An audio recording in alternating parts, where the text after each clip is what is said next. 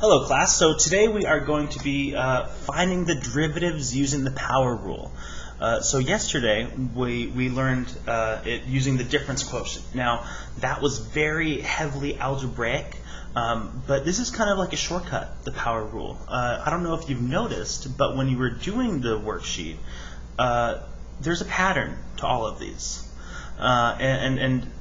Well, we've only done polynomials up to this point, but there's a pattern with these polynomials, and that's what we'll talk about. First, though, I would like to talk about different types of notation with you. So we denote our, well, first we have to denote what is a derivative, right? So we know it's a derivative as opposed to just our function, or whether it's a first derivative, second derivative, third derivative, so on. Now, there are three different most common types of notation.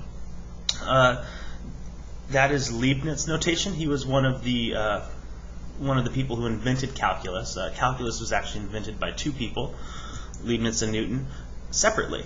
I believe Leibniz was German, Newton was English, and they both came out with it right around the same time. So there are different notations here. So in Leibniz notation, oh, and also, I don't know why this is green, this is blue, and this is blue. I meant to do all three different colors, but I forgot. Anyway, so Leibniz notation is dy over dx. That's how we denote the first derivative. Likewise, the second derivative would be d squared y over dx squared. And then the third derivative, d cubed, and so on and so forth. A lot of people like to use it. It's a little clunky for me. It's a lot to write, and it's not as pretty as some of the others. Lagrange's notation, that is personally my favorite, and I believe we used it last lesson, was Lagrange's notation. That's probably what I'll be using mostly here, but I'll try to mix it up. Lagrange's notation, this is the first derivative is read as f prime of x. Remember the apostrophe is prime. And then this would be f double prime of x, f triple prime of x, f 4 prime of x. And then we have Newton's notation, which is one of the original notations as well. These have just little dots, and they're just read as the first derivative, second derivative, third derivative, and fourth derivative. The number of the derivative equaling the number of dots. So I would write this down so you have it somewhere in your notebook. And yeah, so let's get on with today's lesson. Excuse me. So finding derivatives using the power rule. So we use the power rule when we are differentiating polynomials. And when I say differentiate, I mean finding the derivative. That's just the word we use.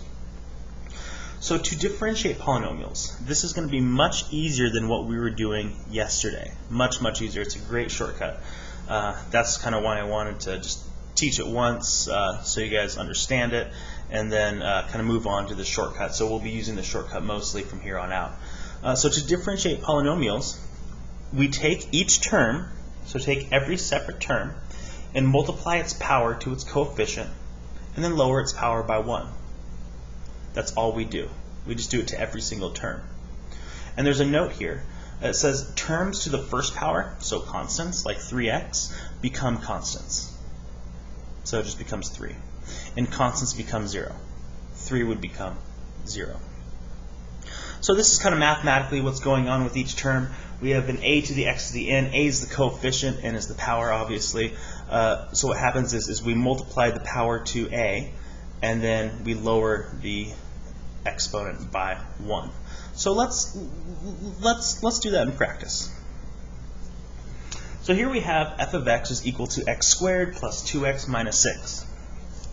Well, let's just kind of write it out first, just kind of clunky like this, and until we can just kind of do it in our heads.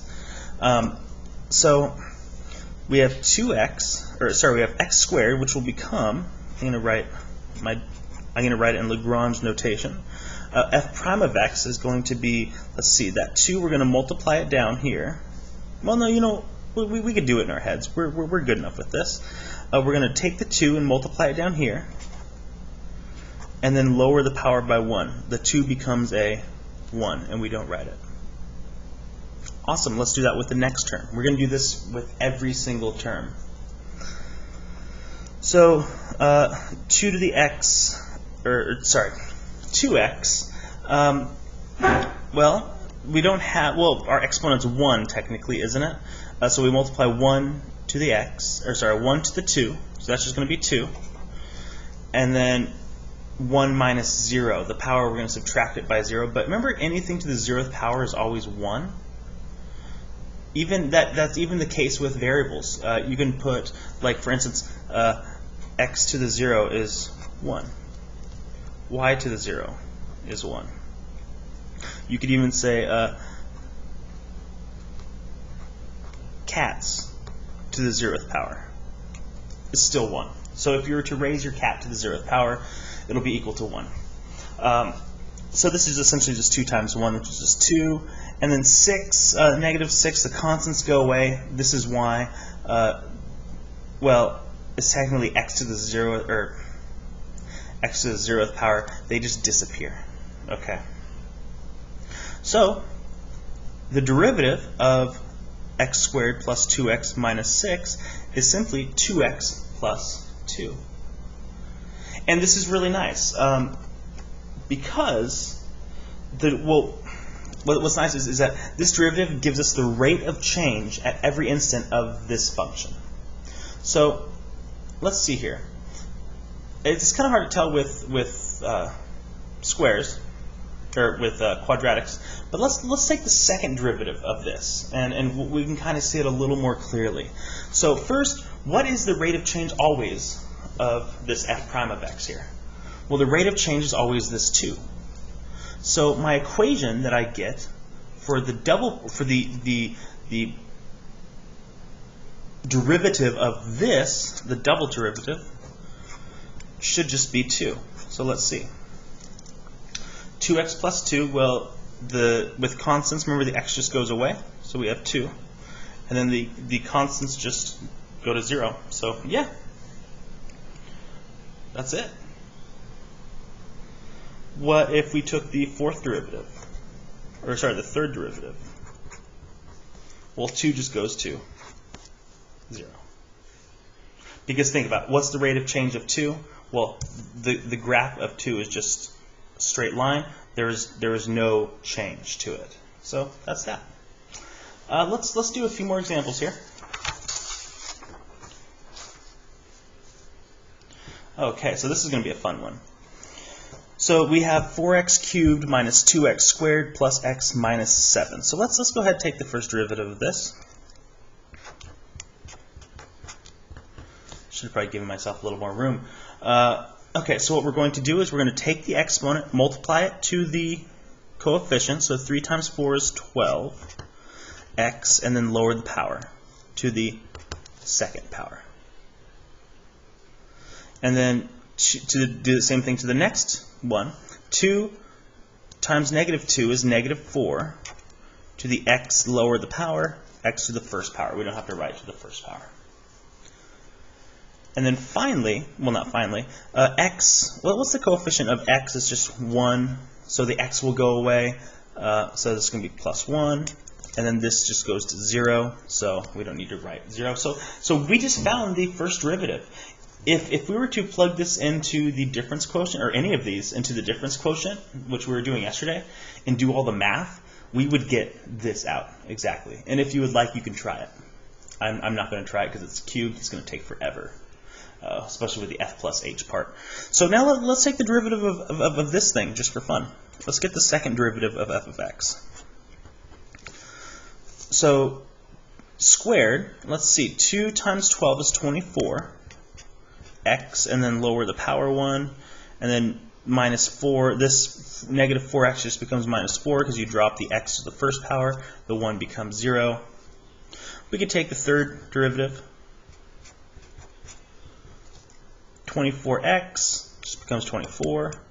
And then if you really want to, take the fourth derivative. Sometimes in the fourth derivative, I didn't write it in my cheat sheet there of the different kinds. But sometimes people would do Roman numerals. So instead of 4, they would, or instead of the 4 apostrophes, they would just do something like that. to denote it. And, you know, that's probably what I'll be doing. I just wasn't really thinking about it. So 24 then goes to 0. Awesome. Okay, so now let's take a look at this next one. Hold on, my computer screen shut off, so I can't see where the camera is located. Okay, there we go. So let's find the first derivative of this, f of x. Well, first, what do we expect it to be? Just knowing what we know about derivatives, how it gives you the rate of change, right? The rate of change the whole time is 35. So does it make sense that when we take our derivative, the x goes away, it just becomes 35, this goes to 0? Hopefully, I keep saying it, but I hope that it makes sense. Why it's 35, right? Because it equals the value of the rate of change at that point. And then 35 is a straight line, so that its derivative is going to be 0.